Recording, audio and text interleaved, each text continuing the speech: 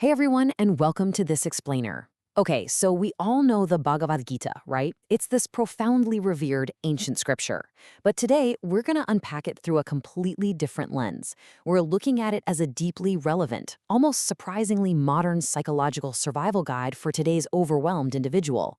Seriously, if you've ever felt just totally paralyzed by life's relentless demands, you are absolutely in the right place. Okay, let's dive into this. It's totally natural to ask yourself, what can a 5,000-year-old dialogue taking place in the middle of a literal battlefield possibly teach us about modern burnout, anxiety, or decision paralysis? Well, as it turns out, human nature hasn't really changed all that much. The extreme stress, the gnawing inner conflict, the feeling of just having absolutely no good options, these are timeless human struggles, and this text provides an incredibly practical roadmap for navigating them. To guide us through this, we're relying on the highly respected translation and commentary by Swami Sivananda of the Divine Life Society. And what is so fascinating about his approach is how he takes these massive, complex ancient Sanskrit teachings and distills them into a universal, highly accessible toolkit. He isn't just translating words here. He's translating the spiritual mechanics of the text so that we can immediately apply them to our everyday routines. And what becomes crystal clear right away is that this wisdom completely transcends the boundaries of any specific religion. It's truly designed for anyone, anywhere, who feels like they're just groping in the darkness. We're essentially looking at a step-by-step manual for moving from a state of total, hopeless breakdown straight into absolute, unshakable clarity and mental peace. Part 1. The Battlefield Within.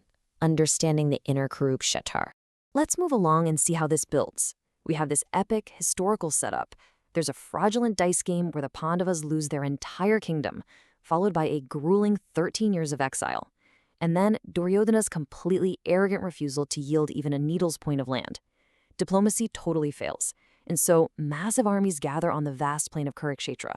The tension is literally off the charts. But here is the absolutely crucial shift in perspective that unlocks the whole thing. Swami Shivananda beautifully points out that this physical war, it's actually a profound allegory. The world is one huge battlefield, he says, and the real Kurukshetra is within you. This isn't just a story about ancient warriors. It's a mirror for our own daily, intense psychological struggles. Now, what's really interesting about this mapping is how perfectly it mirrors our modern inner conflicts. Think about it. The blind King Dhritarashtra represents our own ignorance. Arjuna, the great warrior, well, that's you, the individual soul trying to figure out what the heck to do. Lord Krishna, his charioteer, acts as your inner ruler or higher wisdom. The chariot itself is your physical body. And those 5 horses pulling it in every imaginable direction, those are your 5 senses, constantly dragging you toward your phone, your stress, or your next quick dopamine hit. It's honestly a perfect diagram of the human condition. Part 2. Arjuna's Crisis of Duty, the Anatomy of a Breakdown. Just listen to the raw, visceral despair in Arjuna's words here. He says, "I do not see any good in killing my kinsmen in battle. My limbs fail and my mouth is parched up." Man, we can all empathize with that, right? Think about those moments in your own life when you felt completely overwhelmed by an impossible situation. Those moments where every single choice seems wrong and the sheer weight of your responsibilities literally feels like it's crushing you. Look at the specific physical and mental symptoms described in the text. His limbs fail, his mouth is parched, his body quivers uncontrollably, and his hair literally stands on end. His famous bow slips from his trembling hand, his skin is burning all over, and his mind is completely reeling. I mean, what we're reading here perfectly describes a modern-day panic attack. It brilliantly demonstrates just how timeless the human physical response to extreme anxiety truly is. And what's the result of this massive panic? Total paralysis. Overcome with pity and utter confusion about what his duty actually is, Arjuna just gives up. He casts away his bow, slumps down in his chariot, completely overwhelmed with sorrow. But this rock-bottom moment, this total paralysis, sets the stage for Krishna's philosophical intervention. And it really makes you wonder, how exactly do you pull someone out of a spiral like this? Part 3. The Immortal Unchanging Soul, Sankhya Yoga and the Shift in Perspective. Krishna introduces a massive, fundamental paradigm shift here, the absolute difference between the real and the unreal. And this brilliantly illustrates the core philosophy. The real is the eternal, all-pervading Atman, or soul, that never ever changes. The unreal? Well, that's the physical body and those fleeting sense contacts that cause temporary sensations. Heat, cold, pleasure, and pain. Krishna is basically telling Arjuna and us to stop attaching our deepest identity to impermanent, constantly changing things. Because when you look at the actual nature of the Atman, it's incredibly empowering. Let's walk through this. This true self is unborn and ancient. It's eternal and completely changeless. It literally cannot be cut by weapons, it can't be burnt by fire, and it can't be wetted by water. When a physical body is finally worn out, the Atman simply casts it off, kind of like a person changing out of old, worn-out clothes. Understanding this deep invincibility is the absolute key to shedding our deepest, most paralyzing fears and grief. Now, once Arjuna grasps this, he naturally wants to know, well, what does a person who actually lives this truth look like? So Krishna introduces this pivotal Sanskrit term, sthita prajna. This is a sage of steady wisdom. It's someone whose mind is totally unshaken by adversity, whether that's a literal war or, just a catastrophic week at work. They aren't constantly craving temporary pleasures, and they are entirely free from attachment, fear, and anger. To actually achieve this state, the text gives us this fantastic, vivid visual metaphor.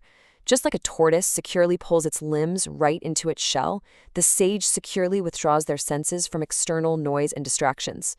Think of it as the ultimate ancient version of putting your brain on do not disturb mode. It's a highly practical tool for finding immediate inner calm when the world starts getting way too overwhelming. Part 4. The Secret of Action, Mastering Karma Yoga. Now, a very natural doubt pops up right about here. If the true soul is immortal and the physical world is temporary, why bother doing anything at all? Why not just sit in a cave and meditate all day? Well, Krishna explains that total inaction is actually impossible because of the gunas. These are the 3 fundamental qualities of nature: sattva, which is purity; rajas, passion; and tamas, inertia. These forces helplessly drive all human beings to perform action. Since our very nature literally forces us to act, the goal isn't to figure out how to stop acting, but to completely change how we act. So the crucial point is captured in this incredibly famous directive from Krishna. Thy right is to work only, but never with its fruits. Let not the fruits of actions be thy motive. This right here, this is essentially the ultimate life hack for achieving true peace in a modern world that is completely obsessed with results, metrics, and nonstop outcomes. But how do we actually practice this detached action in real life? It breaks down into 3 steps. Step 1, perform your prescribed duty in the world. Do your job, take care of your family, fight your battles. Step 2, completely abandon any attachment to the specific outcome, the praise, or the reward. And step 3, remain perfectly balanced and steady, whether you meet massive success or total failure. It's about acting like water on a lotus leaf, completely untouched by the drops that fall in it. Doing this frees you entirely from the agonizing bonds of anxiety. So, to summarize the core takeaway of this entire explainer, just look at how far we've come from Arjuna's full-blown panic attack back in Chapter 1. By simply doing your duty without that burning, desperate desire for the fruit of your labor, your mind is purified. The stressful illusion that you are the sole doer trying to control everything, that's completely destroyed, and a state of eternal freedom and balance is finally attained. Knowing what you know now, the question is, will you continue to be paralyzed by the fear of failure and the endless pressure of outcomes? Or will you boldly step onto your own inner battlefield, face your daily Kurukshetra, and act with a steady, unattached, and peaceful mind? The choice, just as it was for Arjuna, is entirely yours. Thank you so much for joining me for this explainer, and I really hope you feel empowered to apply these incredible timeless lessons right to your own life.